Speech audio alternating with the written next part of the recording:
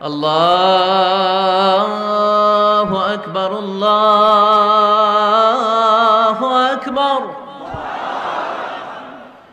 আল্লাহু আকবার, আল্লাহু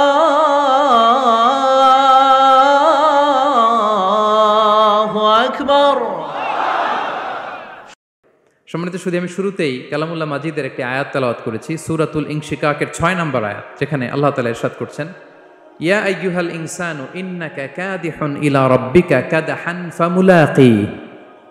অর্থাৎ হে মানুষ, তুমি তোমার রবের কাছে পৌঁছা পর্যন্ত কঠোর পরিশ্রম করতে হবে, অতঃপর তুমি তার সাক্ষাৎ লাভ করবে।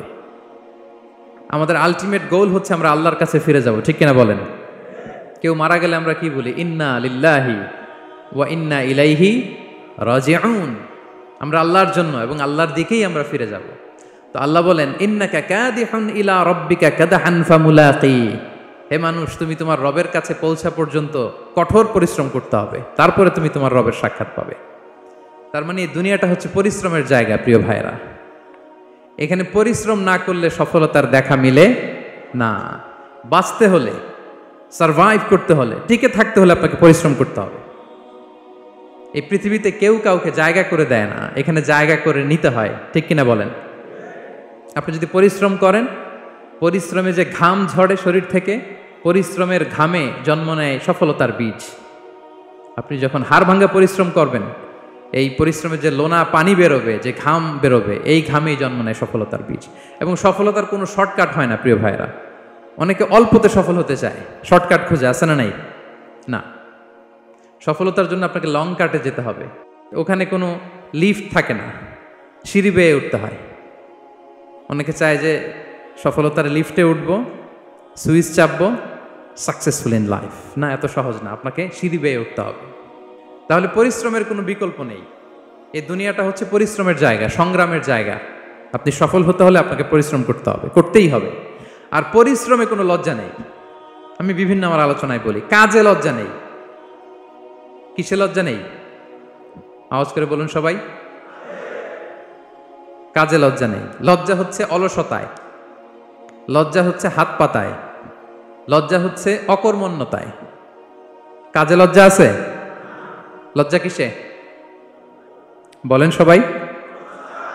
লজ্জা হচ্ছে অলসতায়, অকর্মণ্যতায়। যারা কাজ না করে ফুটানি মারে, ওইটাতে লজ্জা। অনেকে আছে ফুটানি মারে, আছে না নাই? কাজ করে না, শো অফ, ফুটানি।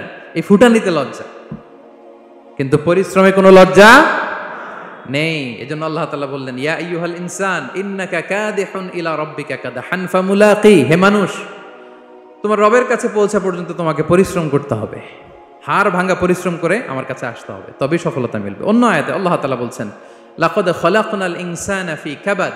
নিশ্চয়ই মানুষকে আমি কষ্ট এবং পরিশ্রম নির্ভর করে তৈরি করেছি। এই পৃথিবীতে টিকে থাকতে হলে তাকে পরিশ্রম করতে হয়, কষ্ট করতে হয়। এবং দুনিয়ার এই সাইকেলটা যদি দেখেন, দিন এবং রাতের যে সাইকেল, রাতকে আল্লাহ বানিয়েছেন ঘুমের জন্য, রেস্ট নেওয়ার জন্য, বিশ্রামের জন্য। আর দিনকে আল্লাহ বানিয়েছেন কর্মচঞ্চল করে, কাজের জন্য। দিনের মধ্যে কর্মস্পৃহা আছে। আল্লাহ তাআলা সূরা নাবাতে বলছেন, ওয়াজআলনান নাহারা মাআশা।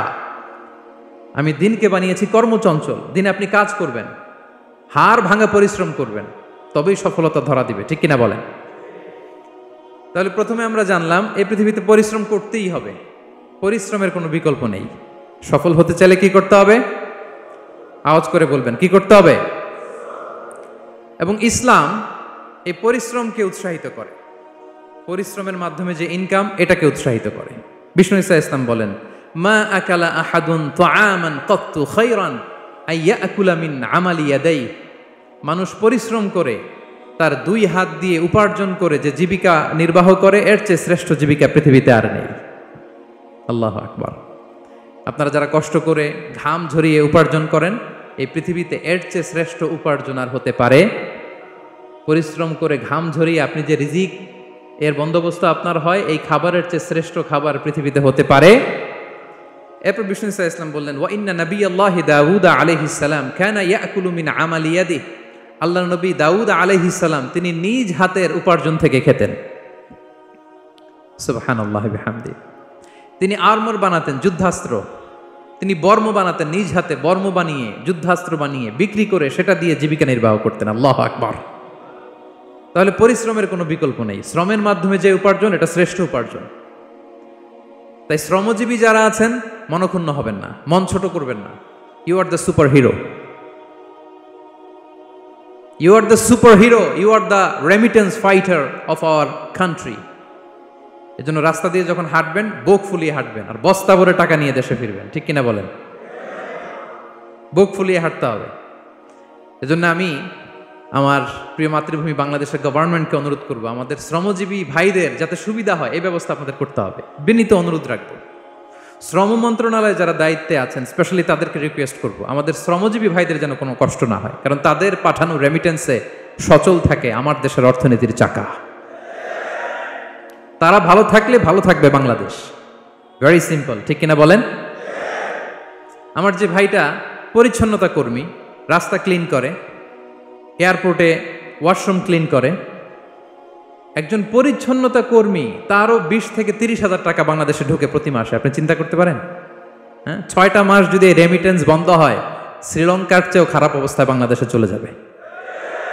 Just only 6 months. ভয়ঙ্কর অবস্থা হবে বাংলাদেশের। এটা আল্লাহর পক্ষ থেকে একটা স্পেশাল রাহমা, মার্সি এন্ড ব্লেসিংস, যে আমাদের রিজিকের তাগিদায় সারা বিশ্বে যে কাজ করতে হয়, আমরা কাজ করি আর দেশে টাকা পাঠাই, আর সচল থাকে আমার দেশের অর্থনীতির চাকা। আলহামদুলিল্লাহ পড়েন। সো বাংলাদেশের গভর্নমেন্টকে আমি বিনীত অনুরোধ জানাবো, শ্রম মন্ত্রণালয়কে অনুরোধ জানাবো, এয়ারপোর্ট অথরিটিকে অনুরোধ জানাবো, আমার শ্রমজীবী ভাইদের সাথে ভালো আচরণ করুন, তাদের সাথে কোঅপারেট করুন। বিশেষ করে যতগুলো দূতাবাস আছে সারা বিশ্বে, বাংলাদেশের যে মিশনগুলো, দূতাবাসগুলো, আমার শ্রমজীবী ভাইদের যে কোনো কাজকে অগ্রাধিকার ভিত্তিতে আপনারা সার্ভিস দিন। এটা দিতেই হবে। ঠিক কিনা বলেন? তারা ভালো থাকলে ভালো থাকবে বাংলাদেশ। তো এই জন্য শ্রমের কোনো বিকল্প নাই। নিজ হাতে উপার্জিত অর্থ, নিজ হাতে উপার্জিত কামাই, এটা শ্রেষ্ঠ কামাই। তো আলহামদুলিল্লাহ আজকের অডিয়েন্সের মধ্যে শ্রমজীবী ভাইয়েরা বেশি। আলহামদুলিল্লাহ পড়েন। এটা আমাদের সৌভাগ্য। এই যে বাংলাদেশে এখন চাকরি নাই, চাকরির বাজার মন্দা, মাস্টার্স পাস করে বেকার টোটো কোম্পানির ম্যানেজার, এরকম আছে না নাই? তার বিপরীতে আল্লাহ তাআলা আপনাদেরকে মালয়েশিয়া নিয়ে আসছে। প্রতি মাসে আপনি টাকা পাঠান, আলহামদুলিল্লাহ। আপনি বাংলাদেশের যে উন্নয়ন, বাংলাদেশের যে ডেভেলপমেন্ট, এই যে স্মার্ট বাংলাদেশ বলে বলে মন্ত্রীরা মুখে ফেনা তুলে ফেলে, এটার গর্বিত অংশীদার আপনি। ঠিক কিনা বলেন? আপনি গর্বিত অংশীদার। You are the contributor, you are the real contributor. আপনার অবদানে বাংলাদেশ আজকে সচল, আলহামদুলিল্লাহ। সো মন ছোট করার কোনো সুযোগ নেই। নিজ হাতে উপার্জিত কামাই, এটা পৃথিবীর শ্রেষ্ঠ কামাই, আলহামদুলিল্লাহ। পরিশ্রমের মাধ্যমে যে উপার্জন, এটাকে ইসলাম আমাদেরকে উৎসাহিত করে। শুধু নামাজ, রোজা, জিকির এগুলো নিয়ে ইসলাম আমাদেরকে পড়ে থাকতে বলেনি। কোরআনিক অর্ডার হচ্ছে আপনার নামাজ শেষ, আপনি বেরিয়ে পড়বেন, কাজে বেরিয়ে যাবেন। ফাইদা কুদিয়াতিস সালাতু ফান্তাশিরু ফিল আরদি ওয়াবতাগু মিন ফাদলিল্লাহ। বিধানটা কার বলুন? আওয়াজ করে বলুন, বিধানটা কার? এটা কোরআনিক ভার্ডিক্ট, কোরআনের বিধান। নামাজ শেষ, গোল হয়ে বসে জিকির করতে বলা নাই আল্লাহ। আল্লাহ বলেছে ফান্তাশিরু ফিল আরদ ওয়াবতাগু মিন ফাদলিল্লাহ। জমিনে ছড়িয়ে পড়ো, আল্লাহর রিজিক তালাশ করো। নামাজ শেষ, বেরিয়ে যাবেন। কৃষক চলে যাবে মাঠে,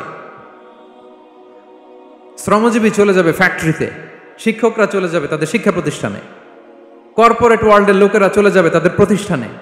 ডেভেলপমেন্ট করতে হবে, সিভিলাইজেশন করতে হবে। নামাজের পরে গোল হয়ে বসে থাকা চলবে না। কি ব্যালেন্স দেখেছেন ইসলাম? আজান হয়েছে তো মসজিদে আসো, নামাজ শেষ বেরিয়ে পড়ো, আলহামদুলিল্লাহ। কি ভারসাম্যপূর্ণ ইসলাম। ফাইদা কুদিয়াতিস সালাতু ফান্তাশিরু ফিল আরদ।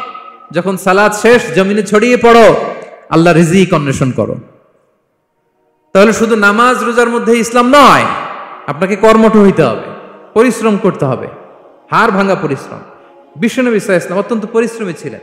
He started his first career as a shepherd. সুবহানাল্লাহ। ওনার প্রথম ক্যারিয়ার উনি রাখাল হিসেবে শুরু করেছেন। রাখালরা যে কাজ করে, অর্থাৎ মরুভূমিতে ভেড়া, মহিষ, ভেড়া, ছাগল, তারপর বকরি, দুম্বা, এই চরানোর কাজগুলো দিয়ে বিষ্ণু সাল্লাল্লাহু আলাইহি ওয়াসাল্লাম তার ক্যারিয়ার শুরু করেছেন এজ এ শেফার্ড। বিষ্ণু সাল্লাল্লাহু আলাইহি ওয়াসাল্লাম বলেন, সহিহ বুখারীর বর্ণনা, মা বাআসাল্লাহু নাবিয়্যান ইল্লা রাআল গানাম। আল্লাহ তাআলা এই পৃথিবীতে এমন কোন নবী পাঠায় নাই যে নবীরা ছাগল চড়ায় নাই। সুবহানাল্লাহ পড়বেন না? সাহাবারা বললেন, ওয়া আনতা ইয়া রাসূলুল্লাহ, হে আল্লাহর নবী, আপনিও ছাগল চড়িয়েছেন? বিষ্ণু সাল্লাল্লাহু আলাইহি ওয়াসাল্লাম বললেন, নাআম, আমিও ছাগল চড়িয়েছি। ওয়া কুনতু আরআহা আলা কারারিত লি আহলি মক্কা, আমি অল্প কিছু মজুরির বিনিময়ে, অল্প কিছু টাকার বিনিময়ে, সামান্য কিছু পারিশ্রমিকের বিনিময়ে মক্কার লোকদের ছাগল চড়িয়ে দিতাম। সুবহানাল্লাহ পড়েন। ছাগল হচ্ছে খুব টেরা প্রাণী, ডানে টানলে বায়ে যায়, বায়ে টানলে ডানে যায়। তাদেরকে একসাথে করা অ্যাজ এ শেফার্ড, এটা মরুভূমিতে খুব কষ্টের কাজ। আল্লাহ তাআলা প্রত্যেক নবীকে দিয়ে ছাগল চড়িয়েছেন যাতে করে কিছুদিন পরে নবীরা মানুষ চড়াতে পারে। সুবহানাল্লাহ। আল্লাহ বুঝাতে চাইলেন, এখন ছাগল চড়াও, এদের উপর যদি কন্ট্রোল নিতে পারো তাহলে মানব জাতির উপর কন্ট্রোল নিতে পারবো। আল্লাহু আকবার। এজন্য প্রত্যেকটা নবীকে দিয়ে, সহিহ বুখারীর বর্ণনা, মা বাআসাল্লাহু নাবিয়্যান ইল্লা রাআল গানাম, আল্লাহ পৃথিবীতে এমন কোন নবী পাঠায় নাই যেই নবীকে দিয়ে আল্লাহ ছাগল চড়ায় নাই। তো বিষ্ণু সাল্লাল্লাহু আলাইহি ওয়াসাল্লাম ছাগল চড়িয়েছেন, অত্যন্ত সুঠাম দেহী ছিলেন, কর্মঠ ছিলেন। তার মানে বিষ্ণু সাল্লাল্লাহু আলাইহি ওয়াসাল্লামও পরিশ্রম করে উপার্জন করেছেন, ঠিক কিনা? ছাগল চড়াতেন, তার বিনিময়ে সামান্য কিছু পারিশ্রমিক নিতেন, মজুর নিতেন, এতে লজ্জা নাই। এজন্য এই কথা দিয়ে শুরু করেছি যে কাজে লজ্জা নেই। এই তো বিষ্ণু সাল্লাল্লাহু আলাইহি ওয়াসাল্লামের ক্যারিয়ার গেল। আমরা যদি সাহাবাদের জীবনী দেখি, ওনারাও পরিশ্রমী ছিলেন। কেউ খেজুর বাগানে কাজ করতেন, কেউ কৃষি কাজ করতেন, কেউ বাজারে ব্যবসা করতেন, কেউ বসে থাকেন নাই। হাড় ভাঙা পরিশ্রম করেছেন প্রত্যেকটা সাহাবা। তারা আমাদের মডেল, তারা আমাদের সুপার হিরো, তারা আমাদের আইকন, ঠিক কিনা? নবীরা আমাদের মডেল, সাহাবারা আমাদের মডেল। বিষ্ণু সাল্লাল্লাহু আলাইহি ওয়াসাল্লাম কর্মঠ ছিলেন, ওনার সাহাবারা অত্যন্ত কর্মঠ ছিল। কেউ বসে থাকতেন না, পরিশ্রম করতেন, হাড় ভাঙা পরিশ্রম করতেন, উপার্জন করতেন। তারা আমাদের জন্য প্রেরণার বাতিঘর। অনেক সাহাবাদের বায়োগ্রাফি থেকে আপনাদেরকে ঘটনা শেয়ার করা যাবে। আমি একজন সাহাবার জীবনী শোনাবো আপনাদেরকে। আব্দুর রহমান ইবনে আউফ রাদিয়াল্লাহু তাআলা আনহু। 10 জন জান্নাতের, দুনিয়াতে বসে যে 10 জন সাহাবা জান্নাতের সুসংবাদ পেয়েছেন তাদের মধ্যে একজন, আলহামদুলিল্লাহ বলেন। আব্দুর রহমান ইবনে আউফ রাদিয়াল্লাহু তাআলা আনহু প্রথম 8 জন মক্কায় যারা কালিমা পড়ে মুসলমান হয়েছে তাদের একজন। তার স্ট্যাটাসটাকে জেনে নেন। তো তিনি যখন মক্কা থেকে হিজরত করে মদিনায় গেলেন, মনে রাখবেন মক্কা থেকে যে সাহাবারা বাড়ি ঘর ছেড়ে হিজরত করেছে তাদেরকে বলে মহাজির, মানে হিজরতকারী সাহাবা। আর মদিনাতে যে সমস্ত সাহাবারা তাদেরকে রিসিভ করেছেন তাদেরকে বলে আল আনসার, মানে সাহায্যকারী সাহাবা। তো যারাই হিজরত করে মক্কা থেকে মদিনায় যেত, বিষ্ণু সাল্লাল্লাহু আলাইহি ওয়াসাল্লাম মদিনার কোন সাহাবীর সাথে তার ভাই পাতিয়ে দিতেন, আল মুআখাত, ব্রাদারহুড করে দিতেন, দায়িত্ব দিতেন যে তুমি এই সাহাবীকে দেখবে।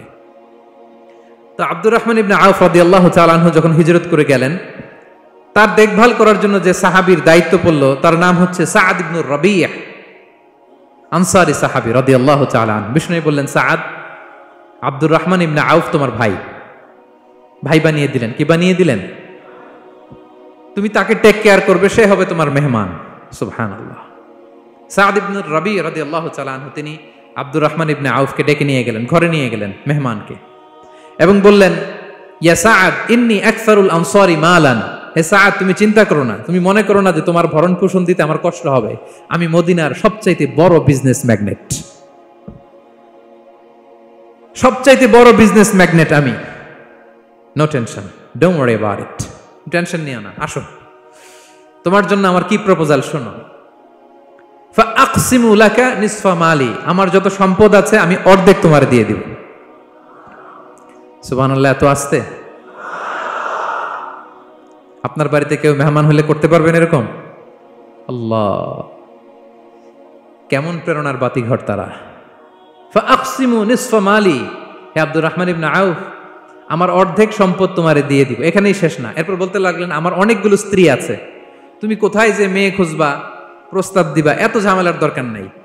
আমার কোন স্ত্রীকে তোমার ভালো লাগে বলো, তার যদি তোমাকে ভালো লাগে তাহলে প্রয়োজনে তাকে আমি ডিভোর্স দিয়ে দিব, তাকে নিয়ে তুমি সুখের সংসার করবা। আল্লাহু আকবার, আল্লাহু আকবার। অর্ধেক সম্পদ দিয়ে দিব, আমার একাধিক স্ত্রী আছে, কাউকে যদি তোমার পছন্দ হয় এবং সেও যদি তোমাকে পছন্দ করে প্রয়োজনে তাকে ডিভোর্স দিব, new life, new career, just go on. আমরা এই সুযোগ পেলে কি করতাম? সাথে সাথে অর্ধেক সম্পদ নিয়ে নিতাম, ঠিক কিনা? আব্দুর রহমান ইবনে আউফ প্রেরণার বাতিঘর। উনি কি করলেন? উনি বললেন, লা হাজাতা লি ফি যালিক, আমার ভাই তুমি যে বলছো সাদ ইবনে রবি তুমি যে এত চমৎকার প্রপোজাল দিয়েছো এতেই আমি খুশি, তোমার কোনো কিছুর আমার দরকার নাই। বারাকাল্লাহু লাকা ফি আহলিকা ওয়া মালিক, আল্লাহ তোমার সম্পদেও বরকত দেখ, আল্লাহ তোমার পরিবারেও বরকত দেখ। তবে একটা কষ্ট করতে হবে, সেটা কি? আব্দুর রহমান ইবনে আউফ বললেন, দুল্লানি ইলা সুক, just show me the way to market. মদিনার বাজারটা কোথায় এটা একটু দেখায় দাও। আমি নতুন মানুষ, পথঘাট চিনি না। দুল্লানি ইলা সুক, just show me the way to market of Medina. মদিনার বাজারটা কোন রাস্তা একটু দেখায় দাও। আল্লাহু আকবার।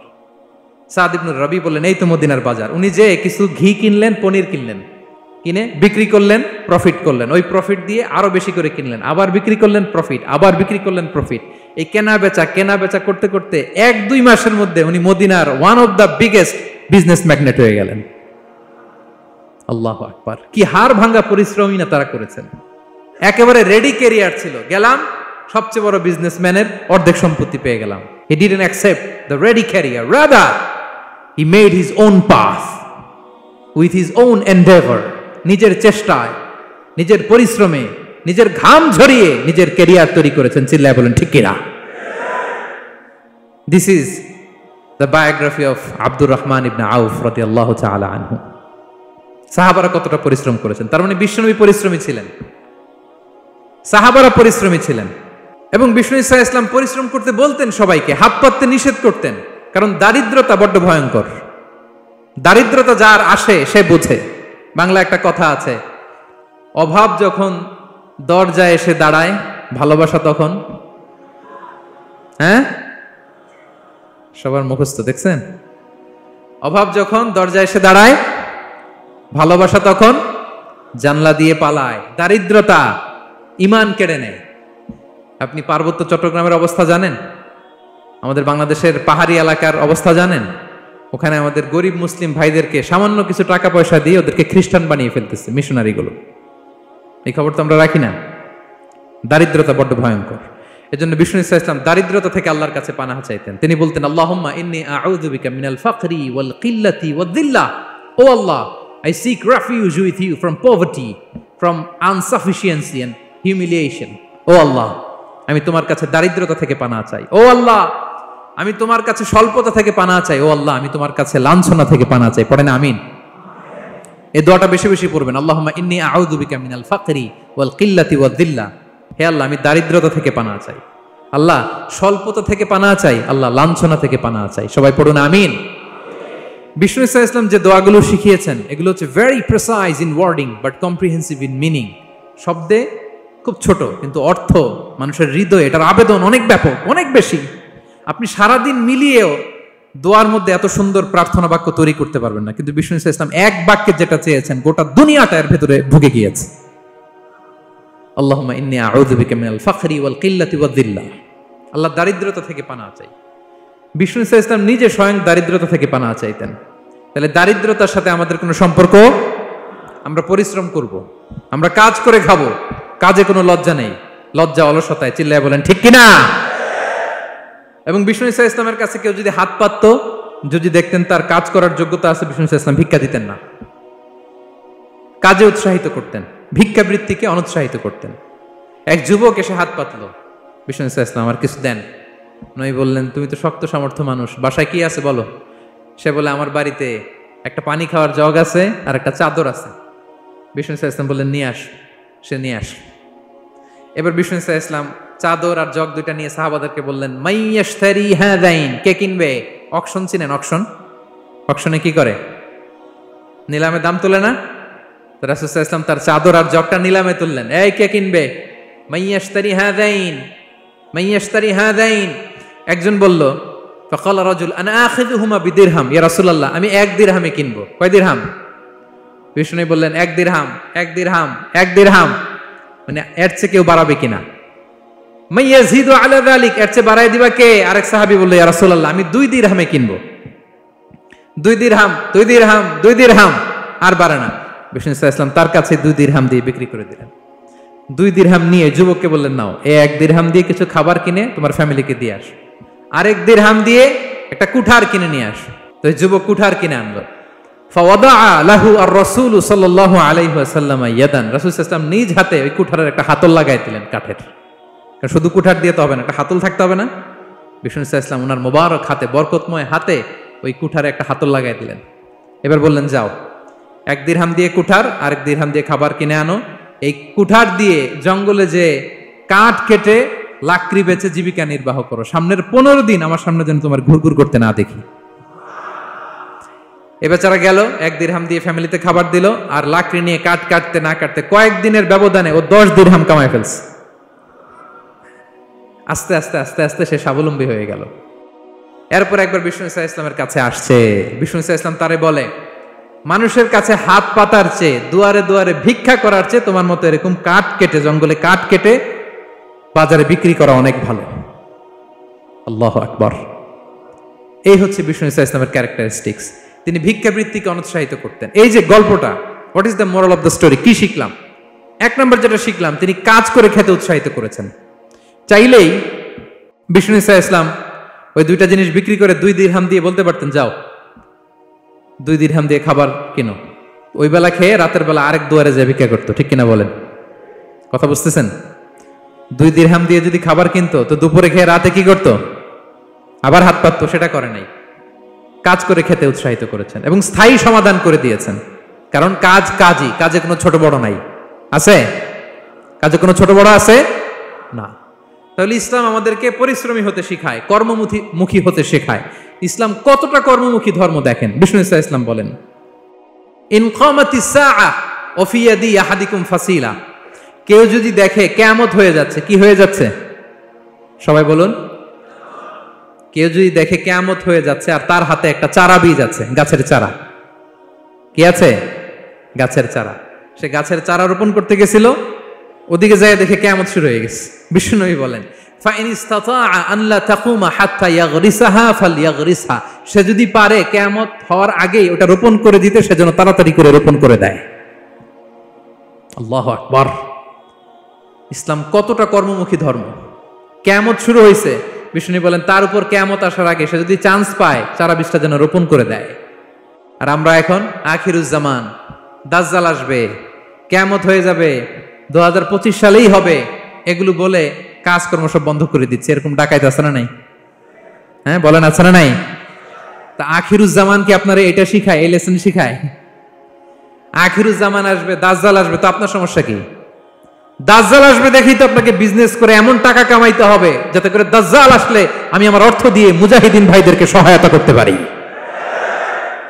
দাজ্জাল আসবে তো আপনার প্রবলেম কি? আপনার বডি বিল্ডিং করতে হবে, আপনার ফ্যামিলিকে তারবিয়া দিতে হবে, আপনার সোসাইটিকে সমৃদ্ধ করতে হবে, আপনাকে সভ্যতার কারিগর হইতে হবে। আপনার সব কাজ আপনি আরো বাড়াই দিবেন দাজ্জালের প্রশ্ন আসলে।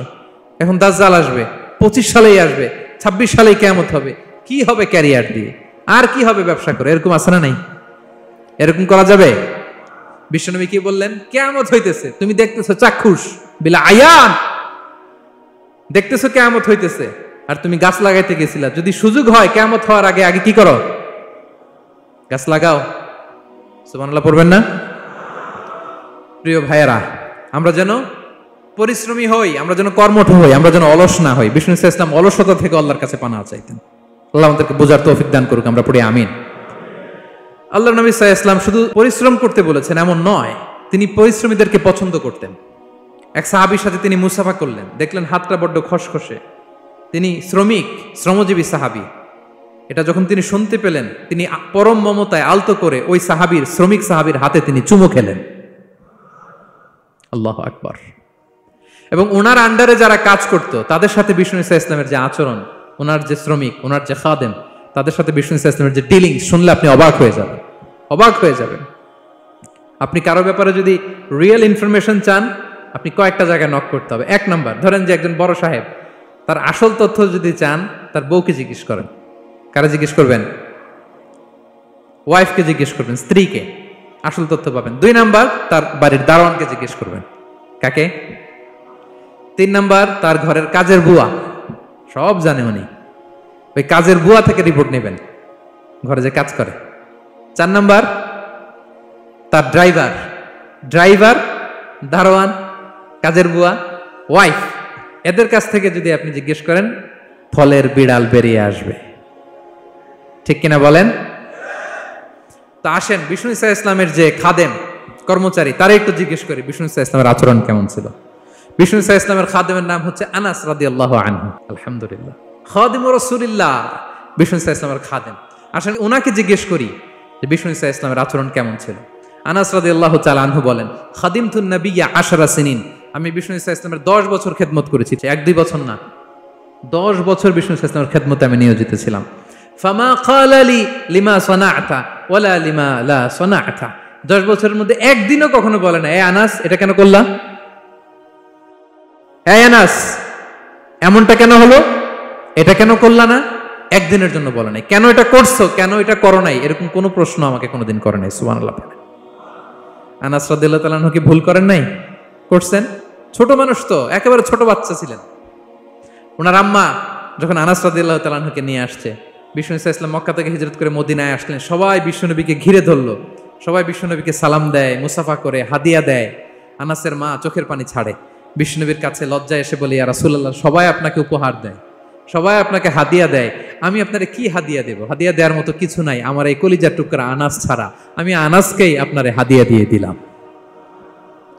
ইয়াখদুমুকা ইয়া রাসূলুল্লাহ, হে নবী, আনাস আপনার খেদমত করবে, আপনার অজুর পানি এনে দিবে, আপনার মেসওয়াকটা এনে দিবে, আপনার জুব্বাটা এনে দিবে, আমি আমার কলিজার টুকরা, আমার নাড় ছেঁড়া ধন আনাসকেই আপনারে উপহার দিয়ে দিলাম। আনাস রাদিয়াল্লাহু তাআলা আনহু বিষ্ণু ইসা ইসলামের সাথে থাকতেন, অজুর পানি এনে দিতেন, জামা এনে দিতেন।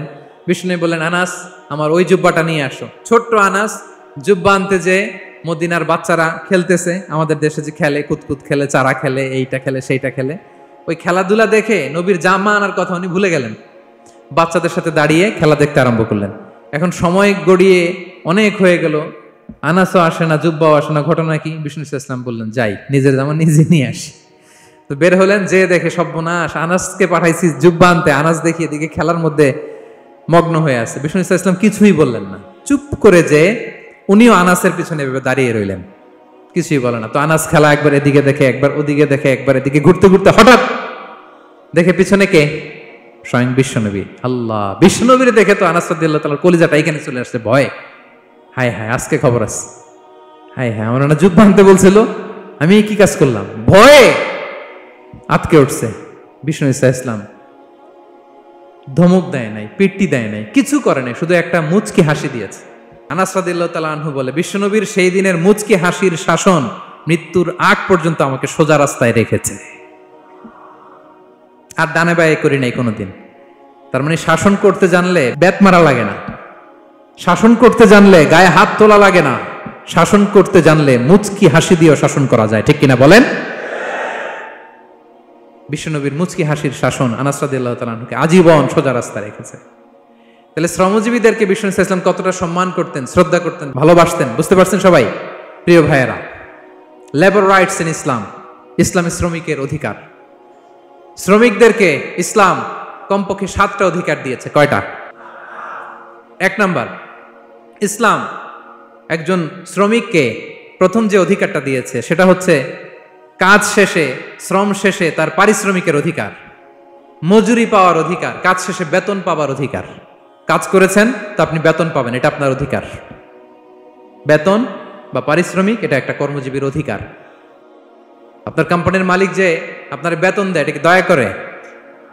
করুণা? তো এটা যদি করুণা হয়, সে যে আপনার কাজ করে দেয়, এটাও তো করুণা, এটা তো আর বড় করুণা, কি বলেন? আপনি যে স্যালারি পে করেন, এটা যদি করুণা হয়, সে যে পরিশ্রম করে, সে তো আর বড় করুণা করে আপনারে, তার কারণে তো আপনার কোম্পানি টিকে আছে, ঠিক কিনা বলেন? তাহলে এটা করুণা নয়, এটা শ্রমিকের অধিকার। এবং বিশ্বনবী সাল্লাল্লাহু আলাইহি ওয়াসাল্লামের সেই ঐতিহাসিক বাণী, তিনি বলেছেন, আতুল আজীরা আজরাহু ক্বাবলা আন ইয়াজিফা আরাকু, ঘাম শুকিয়ে যাওয়ার আগে শ্রমিককে তার পারিশ্রমিক বুঝিয়ে দাও। সুবহানাল্লাহ, বিশ্বনবীর ঐতিহাসিক বাণী। এখন জাতিসংঘ আমাদেরকে শিখায় যে শ্রমিকের মজুরি দিতে হবে, অন টাইমে দিতে হবে, স্যালারি দিতে হবে, এই করতে হবে, সেই করতে হবে। মানবাধিকারের কর্মীরা আমাদেরকে শিখায়, তারা শিখানোর 1500 বছর আগে বিশ্বনবী সাল্লাল্লাহু আলাইহি ওয়াসাল্লামের ঐতিহাসিক বাণী, তিনি বলেছেন, আতুল আজীরা আজরাহু ক্বাবলা আন ইয়াজিফা আরাকু, শ্রমিকের ঘাম শুকাবার আগে তার মজুরি পেমেন্ট করে দাও। সুবহানাল্লাহ। ঘাম শুকিয়ে যাওয়ার আগে, মানে অন টাইম, দ্রুততম সময়ে শ্রমিককে তার মজুরি দিয়ে দাও, তার বেতন দিয়ে দাও। যারা শ্রমিককে তার পারিশ্রমিক অন টাইমে দেয় না, স্যালারি অন টাইমে পে করে না, টালবাহানা করে, গরিমসি করে, তাদের ব্যাপারে বিষ্ণু সাল্লাল্লাহু আলাইহি ওয়াসাল্লাম কি বলেন? বিষ্ণু বলেন 3 শ্রেণীর ব্যক্তি, সালাসাতুন আনা খাসমুহুম ইয়াউমাল কিয়ামা, 3 শ্রেণীর ব্যক্তির বিরুদ্ধে আমি বিশ্বনবী কিয়ামতের দিন আল্লাহর কাঠগড়ায় মামলা দায়ের করব। আমি বিশ্বনবী 3 শ্রেণীর ব্যক্তির বিরুদ্ধে আমি বিশ্বনবী আল্লাহর সুপ্রিম কোর্টের কাঠগড়ায় মামলা দায়ের করব। এর মধ্যে এক শ্রেণীর ব্যক্তি হচ্ছে রাজুলুন ইস্তাআজারা আজিরান ফাস্তাওফা মিনহু ওয়া লাম ইউতিহি আজরা, কোন ব্যক্তি যে শ্রমিক নিয়োগ দেওয়ার পরে তার কাছ থেকে কাজ বুঝিয়ে নিয়েছে কিন্তু তাকে তার প্রাপ্য বুঝিয়ে দেয়নি। এরকম ডাকাত আমাদের সমাজে আছে না নাই? কাজ ঠিকই বুঝে নিছে কিন্তু তার প্রাপ্যটা বুঝিয়ে দেয়। বিশ্বনবী বলেন তার বিরুদ্ধে আমি মামলা দায়ের করব। প্রিয় ভাইরা, বুঝে থাকলে উত্তর দেন। বিশ্বনবী যার বিরুদ্ধে মামলা দায়ের করবে তার জান্নাত তো একেবারে ডাইরেক্ট, তাই না? হ্যাঁ, সুন্দর বলছে একজন, তার কোনো জামিন নাই, ঠিক কিনা বলেন? বিশ্বনবী যার বিরুদ্ধে মামলা দায়ের করেছে তার জান্নাতে যাওয়া তো দূর কি বাত, সে জান্নাতের ঘ্রাণও তার নাকে ঢুকবে না। চিল্লায় বলেন ঠিক কিনা? এই জন্য খবরদার, শ্রমিককে তার শ্রম নেয়ার পরে তার পারিশ্রমিক দিয়ে দেন, তার ঘাম শুকিয়ে যাওয়ার আগে, মানে অন টাইম। এটা নিয়ে কোনো টালবাহানা করা যাবে তা না হলে বিশ্বনবী তার বিরুদ্ধে মামলা দায়ের করবে। তার মানে 1 নম্বর অধিকার বুঝে পাইছেন? আপনি যে কাজ করেন, কাজের বিনিময়ে যে পারিশ্রমিক পান, যে স্যালারি পান, এটা আপনার অধিকার। এটা করুণা নয়, এটা অনুকম্প নয়, এটা কোনো দয়া নয়, ইটস ইউর রাইট। এটা আপনার অধিকার। আওয়াজ করে বলুন তো গলা ফুলিয়ে, এটা আপনার কি? 2 নাম্বার, একটা শ্রমিককে ইসলাম যে অধিকার দেয় সেটা হচ্ছে চুক্তি মাফিক সকল সুযোগ সুবিধা প্রাপ্তির অধিকার। অর্থাৎ একজন এমপ্লয়ার যখন তার এমপ্লয়িকে নিয়োগ করে, একটা এমপ্লয়মেন্ট কন্ট্রাক্ট থাকে না? এমপ্লয়মেন্ট কন্ট্রাক্ট বুঝেন তো? একটা চুক্তিপত্র থাকে, এখানে ফিক্স করা থাকে ওয়ার্কিং আওয়ার্স, কয় ঘন্টা আপনি কাজ করবেন, আপনার জব স্পেসিফিকেশন, কি করবেন কি করবেন না, আপনার স্যালারির ব্যাপারে থাকে, কত স্যালারি দিবে, কখন দিবে, আবার আপনি ওভার টাইম করলে এক্সট্রা পে করবে, আপনি রেগুলার কাজ করলে ঘন্টায় per hour 20 ringgit, over time করলে 40 রিঙ্গিট। তারপর আপনি কখন ব্রেক নেবেন, একটা ব্রেক থাকে না যে এই টাইমে একটা ব্রেক দিতে হবে, এগুলো মিউচুয়াল আন্ডারস্ট্যান্ডিং এ এমপ্লয়মেন্ট কন্ট্রাক্টে থাকে। আপনি হলিডে কখন করবেন, ছুটি থাকতে হবে। টানা 7 দিন কাজ করানো যাবে বলেন? না, আন্তর্জাতিকভাবে এটা নিষিদ্ধ। টানা 7 দিন কোনো কাজ নাই, 1 দিন তার হলিডে থাকতে হবে, তার অ্যানুয়াল লিভ থাকতে হবে। Right to rest and leisure, বিশ্রামের একটা সময় লাগবে। এই যে 1 মে আন্তর্জাতিক শ্রমিক দিবস, এটা শুরু হয়েছে কিভাবে? ইউনাইটেড স্টেটস অফ আমেরিকার শিকাগোতে 1986 সালে এই কাজের বিরুদ্ধেই তারা আন্দোলন করেছিল। টানা 7 দিন তাদেরকে দিয়ে গাদার মতো খাটুনি খাটাতো, দাসের মতো তাদের সাথে আচরণ করা হতো। তারা আন্দোলন শুরু করেছিল, 8 জনকে গুলি করে নিহত করা হয়েছিল। সেখান থেকে এই মে দিবস। কিন্তু বিষ্ণু ঈসা ইসলাম 1500 বছর আগে এই শ্রমিকদের অধিকারের ব্যাপারে সোচ্চার ছিলেন। আলহামদুলিল্লাহ বলেন। তাহলে right to rest and leisure, UDHR, universal declaration for human rights, এগুলো সব নির্ধারিত আছে। তার মানে একজন শ্রমিকের 2 নম্বর অধিকার হচ্ছে চুক্তি অনুযায়ী সকল সুযোগ সুবিধা প্রাপ্তির অধিকার। আপনার চুক্তি করছেন আপনি এটা এটা দিবেন, কিন্তু কাজের পরে আপনি ফ্যাসিলিটি দিচ্ছেন না, এটা করা যাবে বলেন? করা যাবে? আল্লাহর কোরআন কি বলছে শুনুন। আল্লাহর কোরআন বলে, ইয়া আইয়ুহাল্লাযীনা আমানু আউফু বিল উকুদ, O you who believe fulfil your contract, ও বিশ্বাসীরা তোমরা তোমাদের চুক্তি পূর্ণ করো। ও আউফু বিল আহদি ইন্নাল আহদা কানা মাসউলা, তোমরা যে কমিটমেন্ট করেছো, যে কন্ট্রাক্ট করেছো, এই চুক্তি তোমরা পূর্ণ করো। তা না হলে কিয়ামতের কঠিন ময়দানে এই চুক্তির ব্যাপারে, কন্ট্রাক্টের ব্যাপারে, এই এগ্রিমেন্টের ব্যাপারে আপনারা জিজ্ঞেস করবে কে? তাহলে যা চুক্তি করেছেন সুযোগ সুবিধা তাই আপনাকে দিতে হবে। মালিক ভাইয়েরা মনে থাকবে তো নাকি? এগ্রিমেন্টে যা যা বলেছেন, যা যা লিখে সিগনেচার করেছেন তাই আপনাকে দিতে হবে। আদেশটা কার? সবাই বলুন। আপনি মন চাইলে হায়ার করবেন, এরপরের দিন ফায়ার করবেন, এরকম করা যাবে? হ্যাঁ, চাইলে হায়ার ফায়ার, মন যা চায় তা করবেন, এটা করা চলবে না। তাহলে 2টা অধিকার গেল। 3 নম্বর, একজন শ্রমিককে ইসলাম যে অধিকার দিয়েছে সেটা হচ্ছে সুন্দর আচরণ পাবার অধিকার। তিনি আপনার ফ্যাক্টরির ওয়ার্কার, আপনার স্টাফ, এজন্য যা মনে চায় তা আচরণ করবেন, দাসের মতো আচরণ করবেন। এটা করা যাবে? আওয়াজ করে বলেন, করা যাবে? বিষ্ণু ঈসা ইসলাম ইন্তেকালের আগে পুরা উম্মাহকে 2টা বিষয় ওসিয়ত করেছেন। আওয়াজ করে বলুন তো কয়টা? 1 নম্বর হচ্ছে নামাজ। 1 নম্বর কি? আসসালাত। আসসালাত, রুহু বের হওয়ার আগে, ইন্তেকালের আগে বিষ্ণু বলেন আসসালাত, আসসালাত, নামাজ, নামাজ। উম্মতেরা নামাজের ব্যাপারে সতর্ক হও। 2 নাম্বার তিনি বলেছেন ওয়ামা মালাকাত আইমানুকুম, তোমাদের অধীনস্থ যারা আছে তাদের ব্যাপারে সচেষ্ট হও, তাদের প্রতি সদয় হও, তাদের সাথে খারাপ আচরণ করো না। এটা কখন বলছেন? জুমার খুতবার সময়, সাহাবীদের সাথে গল্প করার সময়, বিবিদের সাথে আলোচনার সময়। কখন? Just right before his death. এখনই রুহু বেরোবে, ইন্তেকালের আগে তিনি বলেছেন উম্মতেরা আসসালাত, নামাজ, উম্মতেরা ওমা মালাকাত আইমানুকুম, তোমাদের কর্মচারীদের সাথে খারাপ আচরণ করো না। তাহলে 3 নাম্বার হচ্ছে শ্রমিকদের সুন্দর আচরণ পাবার অধিকার, তাদের সাথে খারাপ আচরণ করা যাবে না। বিষ্ণু ইসলাম শ্রমিকদের রাইটস, অধিকারের ব্যাপারে এতটা সোচ্চার ছিলেন, বিদায় হজের মতো, বিদায় হজের যে বাণী, যে ভাষণ, এই ঐতিহাসিক ভাষণেও বাদ যায়নি শ্রমজীবীদের কথা। সুবহানাল্লাহ পড়েন। বিদায় হজের ভাষণে বিষ্ণুনবী বলেছেন আরিকাকুম আতইমুহুম মিম্মা তাকুলুন ওয়াকসুহুম মিম্মা তালবাসুন। খবরদার ও আমার উম্মতেরা, এই ভাষণের পরে আর বড় কোনো ভাষণ আমার পক্ষ থেকে তোমরা পাবে না। তোমাদের কর্মজীবী, তোমাদের শ্রমিক, তোমাদের ওয়ার্কার, তোমাদের স্টাফদের ব্যাপারে সাবধান থাকো। তোমরা যা খাবে তাদেরও তা খাওয়াবে, তোমরা যা পড়বে তাদেরও তা পড়তে দিবে, তাদের প্রতি তোমরা সদয় হবে। বিদায় হজের বাণী তো বিষ্ণু ইসলাম আপনাদের কথা ভুলে নাই। আলহামদুলিল্লাহ পড়েন।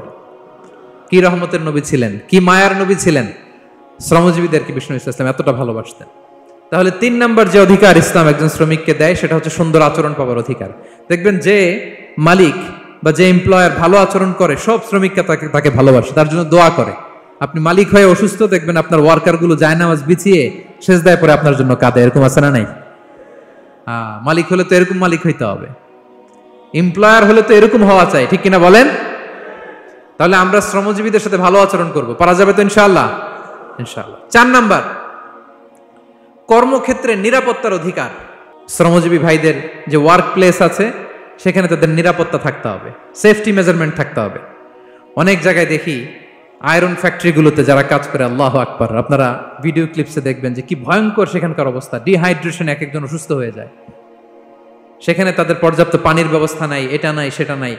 এমন এমন ফ্যাক্টরিতে আমাদের অনেক ভাইরা কাজ করে, কেমিক্যাল ফ্যাক্টরি, মাস্কও নাই। এরকম ডাকাইতে আছে না নাই? কেমিক্যাল ফ্যাক্টরিতে যারা কাজ করবে এদেরকে মাস্ক দিতে হবে, এদেরকে হ্যান্ড গ্লাভস দিতে হবে। নির্মাণ শ্রমিক যারা আছে তাদেরকে হেলমেট দিতে হবে। প্রত্যেকটা ফ্যাক্টরিতে ফায়ার এক্সটিংগুইশার লাগবে, আগুন লাগলে অগ্নি নির্বাপক যে যন্ত্র, এগুলোর দরকার আছে না নাই বলেন? গাদার মতো ঢোকার জায়গা নাই, বেরোয়ার জায়গা নাই, সেফ এন্ট্রি নাই, সেফ এক্সিট নাই। হাজার হাজার মানুষ কাজ করে, আগুন লাগলে সব পুড়ে ছাই। এরকম হয় না? প্রিয় ভাইরা বলেন, আওয়াজ করে বলেন, হয় না এরকম? অহরহ আমরা দেখি বাংলাদেশ। অগ্নি নির্বাপক যন্ত্র নাই, না, এটা করা যাবে না। আগুন লাগলে কিভাবে আপনি আগুন নেভাবেন, কিভাবে তাদের সেফটি সিকিউরিটি এনশিওর করবেন, এগুলো সব আগে থেকে নির্ধারণ থাকতে হবে। তাহলে 4 নাম্বার হচ্ছে নিরাপত্তা অ্যাজ এ এমপ্লয়ার, এটা আপনাকে এনশিওর করতে হবে। 5 নাম্বারে সাধ্যের বাইরে কোনো কাজে বাধ্য না করার অধিকার। সাধ্যের বাইরে কিছু আপনি তার উপর চাপিয়ে দিতে পারবেন, এমন হেভি ওয়ার্কলোড দিতে পারবেন না যেটা তার শরীরে কুলায় না। এরকম ডাকাইতেছে যে পারে না, তারপরে তার উপর কাজ চাপিয়ে দেয়, আছে না নাই বলেন? বলেন। ওয়ার্কারের স্বাস্থ্যহানি হয়, অঙ্গহানি হয়, এবং এমন ছোট ছোট বাচ্চাদের দিয়ে কাজ করায়, শিশু শ্রম, এটা তো আইনত দণ্ডনীয় অপরাধ। এটা করা যাবে না। এগ্রিমেন্টে, চুক্তিতে আপনি যা করাবেন, যেভাবে করাবেন, যা চান সার্ভিস, ওইটাই করাইতে হবে। এবং আল্লাহর বিধান এটা, লা ইউকাল্লিফুল্লাহু নাফসান ইল্লা উসআহা। আল্লাহ সাধ্যের বাইরে বান্দার উপরও কোনো কিছু চাপিয়ে দেয় না। এটা similarly applicable to the worker. Bishnu Islam বলেন, ওয়ালা ইউকাল্লাফু মিনাল আমালি ইল্লা মা ইউতিক। সাধ্যের বাইরে কোনো ওয়ার্কারকে অতিরিক্ত কোনো কাজ চাপিয়ে দেয়া যাবে না। ফাইন কাল্লাফাহু, যদি তাকে সাধ্যের বাইরে কোনো কাজ চাপিয়ে দিতে হয়, মা ইয়াগলিবুহু, যেটা তার জন্য কষ্ট হয়ে যায়, ফাল ইউইনহু আলাই, এই কাজে তাকে সাহায্য করতে হবে। মালিক হয়ে আপনার হাত লাগাতে হবে, অথবা এক্সট্রা ম্যান পাওয়ার নিতে হবে, ওয়ার্ক ফোর্স নিতে হবে। সুবহানাল্লাহ পড়েন। বিশ্বনবী মনে হচ্ছে যেন বর্তমান যে এই যে হাজার হাজার ফ্যাক্টরি, এই কলকারখানা, এই ওয়ার্কারদের দুর্দশাগুলো দেখে দেখে পয়েন্টে পয়েন্টে ধরে ধরে কথা বলেছেন। আল্লাহু আকবার। যদি সাধ্যের বাইরে কিছু চাপিয়ে দিতে হয় তাহলে তাকে সহায়তা করতে হবে। তাহলে 5 নাম্বার শ্রমিকের অধিকার হচ্ছে সাধ্যের বাইরে কোনো কাজে বাধ্য না করার অধিকার। আপনি বাধ্য করতে পারবেন না। কটা গেল? 5টা। মাশাআল্লাহ, খুব মনোযোগী শ্রোতা। 6 নম্বরে শ্রমিকের উপর আল্লাহ যা যা ফরজ করেছেন তা আদায়ের অধিকার দিতে হবে আপনাকে। সালাতের সময় হলে তাকে নামাজ পড়তে দিতে হবে। নন মুসলিম হলে এটা ভিন্ন ইস্যু, তখন আপনি চেষ্টা করবেন একটা মুসলিম কোম্পানিতে যাওয়ার, মুসলিম মালিকের আন্ডারে যাওয়ার, অথবা তাদেরকে সবাই মিলে অ্যাপ্লিকেশন করে বুঝাবেন যে সামান্য ফরজ নামাজটুকু পড়ার অনুমতি, পারমিশন আমরা চাই। কিন্তু কোনো মুসলিম এমপ্লয়ার নামাজের জন্য বাধা দিতে পারবে না। রমজান মাসে রোজা রাখা শ্রমিকের জন্য ফরজ না, অনুমতি দিতে হবে। নারী কর্মীদেরকে, যারা নারী কর্মী আছে তাদেরকে পর্দার অনুমতি দিতে হবে, হিজাবের অনুমতি দিতে হবে। মালিক তো দূরের কথা, আমাদের বাংলাদেশে অনেক বিশ্ববিদ্যালয়ের শিক্ষকরাই অনুমতি দেয় না। এরকম ডাকাত শিক্ষক আছে না নাই? এরকম জালেম বাংলাদেশে আছে না নাই? ঢাকা বিশ্ববিদ্যালয় চিন্তা করা যায়, মুসলিমদের টাকা দিয়ে যে বিশ্ববিদ্যালয়, ওখানে আমার বোনেরা পর্দা করে যেতে পারে না, আমার মুসলিম বোনেরা হিজাব পড়তে পারে না, নেকাব পড়তে পারে না। এই অধিকার কি শিক্ষককে দেওয়া হয়েছে? কথা বলেন না, never. You never can do that. একটা রেগুলার ড্রেস কোড থাকবে, এটা সবাই মানবে। এটার উপরে দিয়ে সে চাদর পরবে না ওড়না পরবে না হিজাব পরবে না ব্লেজার পরবে, এটা নিয়ে নাক গলানোর ক্ষমতা কোনো শিক্ষকের নাই। চিল্লায় বলেন ঠিক কিনা? তাহলে আপনার কর্মস্থলে মুসলিম নারীরা যদি কাজ করে, নারী কর্মীদের জন্য পর্দার ব্যবস্থা করতে হবে, ঠিক কিনা বলেন? হালাল ফুড খাওয়ার ব্যবস্থা থাকতে হবে। ওয়াইন খাওয়ানো যাবে না, ড্রিঙ্কস করানো যাবে না, পর খাওয়ানো যাবে না, ঠিক কিনা বলেন? আপনার কোম্পানিতে আপনার শ্রমিককে দাড়ি রাখতে চাইলে দাড়ি রাখার অনুমতি দিতে হবে, ঠিক কিনা বলেন? দাড়ি রাখা ওয়াজিব। দাড়ি রাখা কি? কোন কোন মতে সুন্নাতে মুআক্কাদা, যেটাই আমরা বলি একজন মুসলিমের জন্য এটা আবশ্যক। দাড়ি রাখতে বাধা দেয়া যাবে? আমাদের বাংলাদেশে দেয়? হ্যাঁ, কোন কোন কোম্পানি দেয়। কোন কোম্পানি দেয় বলেন? হ্যাঁ, আরং। এই পাওয়া গেছে আরং। কিছুদিন আগে দাড়ি রাখবে বলে এক ছেলেকে কর্মচ্যুত করেছে, এরকম আছে না নাই? করা যাবে? করা যাবে বলেন? না, দাড়ি রাখার অনুমতি দিতে হবে, নারীদেরকে হিজাব করার অনুমতি দিতে হবে। এটা অধিকার, এটা অধিকার। শ্রমিকের উপর আল্লাহ তাআলা যা যা ফরজ করেছে এটা আদায়ের অধিকার তাকে দিতে হবে। আলহামদুলিল্লাহ বলেন। 7 নাম্বার, সর্বশেষ, সামাজিক নিরাপত্তা লাভের অধিকার, সোশ্যাল সিকিউরিটি। শ্রমিকের পুঁজি হচ্ছে তার শ্রম, তার জীবন যৌবন সব দিয়ে আপনার ফ্যাক্টরিরে একেবারে শীর্ষে নিয়ে গেল, শেষ জীবনে আপনি মালিক তারে ভুলে গেলেন, এরকম আছে না নাই? নো, তার জন্য সোশ্যাল সিকিউরিটির ব্যবস্থা করতে হবে। অনেক শ্রমিক ভাইরা আছে সারা জীবন ফ্যাক্টরির জন্য কাজ করে শেষ বয়সে দুরারোগ্য ব্যাধিতে আক্রান্ত, তাদের খোঁজ খবর কেউ নেয় না। এটা গভর্নমেন্টের দায়িত্ব। গভর্নমেন্ট ফান্ড থেকে, কোম্পানির ফান্ড থেকে, অথবা কোনো যাকাত ফান্ড থেকে, অথবা কোনো এন্ডোমেন্ট ফান্ড থেকে, অর্থাৎ ওয়াকাফের ফান্ড থেকে তাদের সোশ্যাল সিকিউরিটির ব্যবস্থা করতে হবে। সামাজিক নিরাপত্তা দরকার আছে না নাই বলেন? এটা আপনাদের অধিকার। এই 7টা অধিকার ইসলাম একজন শ্রমিককে দিয়েছে। তো শ্রমিককে ইসলাম শুধু অধিকারই দিয়েছে, মালিকের কোনো অধিকার নাই নাকি?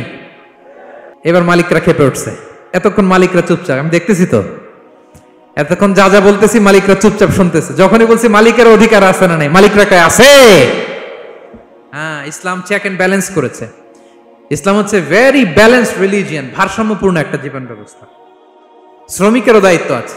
শ্রমিকেরও কি প্রিয় ভাইয়েরা দায়িত্ব আছে। বিষ্ণু ইসা ইসলাম বলেন, সালাসাতুন লাহুম আজরান। 3 শ্রেণীর ব্যক্তি আছে যাদেরকে আল্লাহ যে কোনো কাজ করলে ডাবল রিওয়ার্ড দিবে, ডাবল। আপনি নামাজ পড়লে যাওয়া সওয়াব, এক করলে দ্বিগুণ সওয়াব। এর মধ্যে এক শ্রেণীর হচ্ছে ওয়াল আবদুল মামলুক ইদা আদ্দা হাক্কাল্লাহ ওয়া হাক্কা মাওয়ালিহ। ওই দাস যে তার আল্লাহর ইবাদত করে, আল্লাহর হকও পালন করে আর তার মনিবের হকও পালন করে। এখানে দাস বলতে শুধু আগের সময়ের দাসই নয়, বর্তমান সময়ের যারা কর্মজীবী তারাও।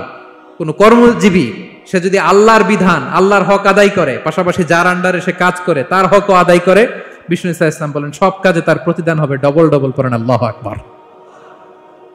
তাহলে শ্রমিকের দায়িত্ব হচ্ছে কোম্পানিকে যে সার্ভিস তার দেওয়া এটা পূর্ণাঙ্গ রূপে দিতে হবে। এটা হচ্ছে শ্রমিকের দায়িত্ব। 1 নম্বরের দায়িত্ব হচ্ছে লয়ালটি, আমানতদারিতা। 1 নম্বর দায়িত্ব কি? আপনি বেতন নেন আপনার বসের কাছ থেকে, কোম্পানির কাছ থেকে, কিন্তু সার্ভিস দেন আরেক কোম্পানির, হবে? বলেন। যার নুন খাই তার গুণ গাইতে হবে। আপনি যেই কোম্পানি থেকে স্যালারি নেন, সার্ভিস আপনার তাকে দিতে হবে, লয়ালটি থাকতে হবে। বিশ্বস্ততা, এটা জরুরি, এটা থাকতে হবে। আপনার মালিক আপনার কাছ থেকে এই লয়ালটি প্রাপ্য, সে যেন আপনার উপর আস্থা রাখে, আপনার বস যেন আপনার উপর আস্থা রাখতে পারে, এইটা মালিকের অধিকার। কথা কি বুঝেন? হ্যাঁ, এবার শ্রমজীবী ভাইরা একটু ঠান্ডা হয়ে গেছে, দেখছেন চেক এন্ড ব্যালেন্স। কথা বলেন ঠিক কিনা? আপনার মালিক আপনার কাছ থেকে এটা প্রাপ্য, এটা তার অধিকার, বিশ্বস্ততা। ইন্না খায়রা মান ইস্তাজারতাল কবিউল আমিন। যাকে নিয়োগ দেওয়া হবে তার মধ্যে দুইটা কোয়ালিটি থাকতে হয়। কয়টা? মুসা আলাইহিস সালাম ফেরাউনের বাবুর্চিকে এক থাপ্পড় মারলেন রেগে মেগে। উনি থাপ্পড় মারছিলেন আদব শিক্ষা দেওয়ার জন্য, কিন্তু বেচারা সাথে সাথে মরে গেছে। উনি মারছিলেন আদব শিখানোর জন্য, বেচারা যে মরে যাবে মুসা আলাইহিস সালাম জানতেন না। এখন দেখে সর্বনাশ, সেটা তো মরে গেছে, অক্কা পাইছে। উনি দিলেন দৌড়। মুসা আলাইহিস সালাম দৌড়াতে দৌড়াতে প্রাণ ভয়ে চলে গেলেন আরেক সীমান্তে, মিশর ছেড়ে আরেক এলাকায়। যে দেখে কিছু লোক ধাক্কাধাক্কি করে তাদের উটগুলোকে পানি খাওয়াচ্ছে, আর দুইটা মেয়ে পাশে চুপ করে বসে আছে। উনি বুঝতে পারলেন মেয়েগুলো এই ইয়াং ছেলেদের সাথে ধাক্কাধাক্কি করে টিকতে পারবে না। উনি এগিয়ে গেলেন, বললেন তোমরা পানি খাওয়াবো ওটদেরকে? হ্যাঁ খাওয়াবো, আসো। উনি ওটগুলো নিয়ে সবাইকে সরিয়ে পানি খাইয়ে দিলেন, মেয়েরা চলে গেল। এবার বাবার কাছে যেয়ে বলল, বাবা এমন এক ছেলের সন্ধান পাইছি, ছেলেটা খুব ভালো, আমাদের চেহারার দিকে তাকায় না, মাটির দিকে তাকিয়ে কথা বলে। আজকে এই লোক না থাকলে আমরা আমাদের ওটগুলোকে পানি খাওয়াতে পারতাম না। আর ভিনদেশী লোক, আমরা চিনিও না। ইন্না খায়রা মান ইস্তাজারতাল কবিউল আমিন। বাবা কাজ করেন, আমাদের তো রাখাল লাগবে, আমাদের দেখভাল করার জন্য তো একজন সুপারভাইজার দরকার, এই ছেলেকে আপনি কাজে রেখে দেন। সুবহানাল্লাহ পড়বেন না? হ্যাঁ। বাবা বলল যাও নিয়ে আস। মেয়ে দুজন যে বলল আব্বার কাছে চলেন, আব্বা আপনার কথা বলবে, আপনার সাথে আলাপ করবে। মুসা আলাইহিস সালাম বললেন ঠিক আছে, তোমরা পেছনে পেছনে যাও, আমি তোমাদের আগে আগে যাই। তোমরা আমাকে বলবা যে ডানে না বায়ে না সামনে। সুবহানাল্লাহ পড়বেন না? কি চরিত্র, কি চরিত্র ছিল যাদের, যাতে করে তাদের দিকে তাকানো না লাগে। মুসা আলাইহিস সালামের নজর যেন তাদের দিকে না পড়ে। মুসা আলাইহিস সালাম বললেন আমি আগে যাই, তোমরা পিছন থেকে বলো ডানে না বায়ে, কোন গলি, কোথায় যাব। আল্লাহু আকবার। তো যাওয়ার পরে মুসা আলাইহিস সালামের সততা, এই বিশ্বস্ততা আর স্ট্রেংথ, শক্তি দেখে ওনাকে কাজে রেখে দিলেন মেয়ে দুইটার বাবা। সুবহানাল্লাহ বলেন। আর বললেন এত বছর কাজ করবা, পারিশ্রমিক হচ্ছে কাজ যখন শেষ আমার এক মেয়েরে তোমার কাছে বিয়ে দিয়ে দিব। আল্লাহু আকবার। ওনারও থাকার জায়গা নাই, আশ্রয়ের কোনো বন্দোবস্ত নাই, আল্লাহ ব্যবস্থা করে দিলেন। আলহামদুলিল্লাহ পড়েন। তাহলে বিশ্বস্ত হইতে হবে। বিশ্বস্ত যেই, তার রুজির ব্যবস্থা করে দেয় কে? এই যে মুসা আলাইহিস সালাম ফেরাউনের বাবুর্চি থাপ্পড় মেরে চলে গেলেন, পরিচিত কেউ নাই, রিজিকের বন্দোবস্ত নাই, কিন্তু বিশ্বস্ততার কারণে আল্লাহ তাআলা রিজিকের ব্যবস্থা করে দিলেন। তাহলে এক নাম্বার মালিকের অধিকার হচ্ছে লয়ালটি। শ্রমিকদের বিশ্বস্ত হইতে হবে। আপনার পক্ষ থেকে বিশ্বস্ততা, এটা মালিকের প্রাপ্য। কথা বুঝতে পেরেছেন প্রিয় ভাইরা আমার? দুই নাম্বার চুক্তি অনুযায়ী শ্রম দেওয়া, এটা একজন শ্রমিকের দায়িত্ব। আপনার দায়িত্ব হচ্ছে 8 ঘন্টা কাজ করবেন, আপনি 6 ঘন্টা করেন আর 2 ঘন্টা এটা নিয়ে ইউটিউব, টিকটক, আচ্ছা হ্যাঁ এটা করা যাবে? 8 ঘন্টার যদি চুক্তি হয় আর আপনি যদি প্রতিদিন 6 ঘন্টা কাজ করেন, আপনি যে পারিশ্রমিক পাবেন এটা হালাল হবে? বলেন বলেন, আওয়াজ করে সবাই বলুন না, হালাল হবে না। আপনার চুক্তি অনুযায়ী আপনাকে শ্রম দিতে হবে, এবং এই চুক্তি অনুযায়ী শ্রম পাওয়াটা একজন মালিকের অধিকার। একজন মালিকের 3 নম্বর অধিকার হচ্ছে to work in a best manner possible. আপনার সাধ্যের সবটুকু উজাড় করে দিয়ে কোম্পানির জন্য কাজ করতে হবে। কোনো কাজ করলে সর্বোচ্চ ওয়েতে করতে হবে, সবচেয়ে বেস্ট ম্যানারে করতে হবে। অনেকে আছে ধরি তো ধরি না, করি তো করি না, এরকম আছে না? নাই না, ইসলাম এটা বলে না। বিষ্ণু ইসলাম বলেন ইন্নাল্লাহা ইউহিব্বু ইযা আমিলা আহাদুকুম আমালান আইয়ুতকিনা। আল্লাহ তাআলা ওই কর্মচারীকে পছন্দ করে, আল্লাহ সুবহানাহু ওয়া তাআলা ওই কর্মচারীকে পছন্দ করে, ওই লোককে পছন্দ করে যে ব্যক্তি যখন কোনো কাজ করে ওটা মজবুত ভাবে করে, চমৎকার ভাবে করে, দ্য বেস্ট ওয়ে পসিবল, সুন্দরভাবে করে। এরকম কাজ করা যাবে তো? বলেন বলেন যাবে? এবং যে শ্রমিক, যে কর্মজীবী ভাইরা এইভাবে কাজ করে তারা মালিকের নজরে পড়ে যায় খুব তাড়াতাড়ি, ঠিক কিনা বলেন? তাদের বেতন বেড়ে যায় তাড়াতাড়ি, তাদের অবস্থা তাড়াতাড়ি ভালো হয়। 4 নম্বর অধিকার হচ্ছে আপনি আন্তরিকতার সাথে কাজ করবেন, আপনার মালিকের কোম্পানিকে নিজের কোম্পানি মনে করবেন। পারা যাবে? শ্রমিক ভাইয়েরা আমার, আমার কলিজার টুকরা শ্রমজীবী ভাইয়েরা, মালিকের কোম্পানিকে নিজের কোম্পানি মনে করা যাবে?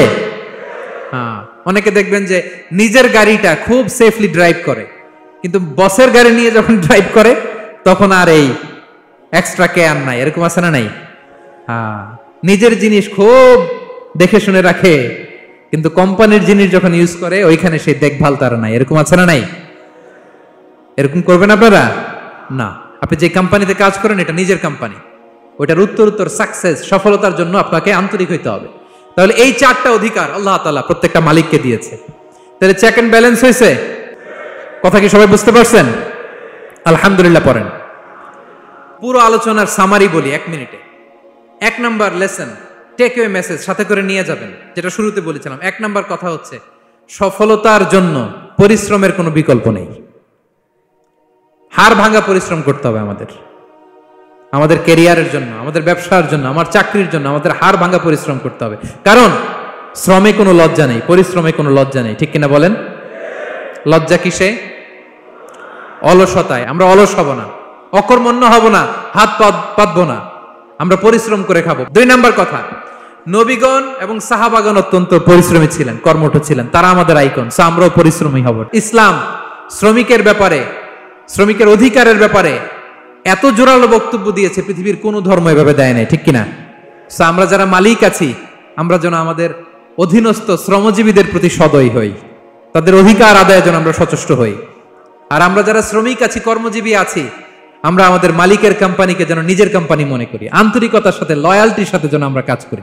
আল্লাহ তাআলা আমাদের কাজে, কর্মে, পরিশ্রমে, ক্যারিয়ারে, চাকরিতে, ব্যবসায় ভরপুর বারাকা দান করুক। আওয়াজ করে পড়ুন আমিন। হাযা মা ইনদি ওয়াল ইলমু ইনদাল্লাহ আলাইহি তাওয়াক্কালতু ওয়া ইলাইহি উনীব। ওয়াসসালামু আলাইকুম ওয়া রাহমাতুল্লাহি তাআলা ওয়া বারাকাতুহু।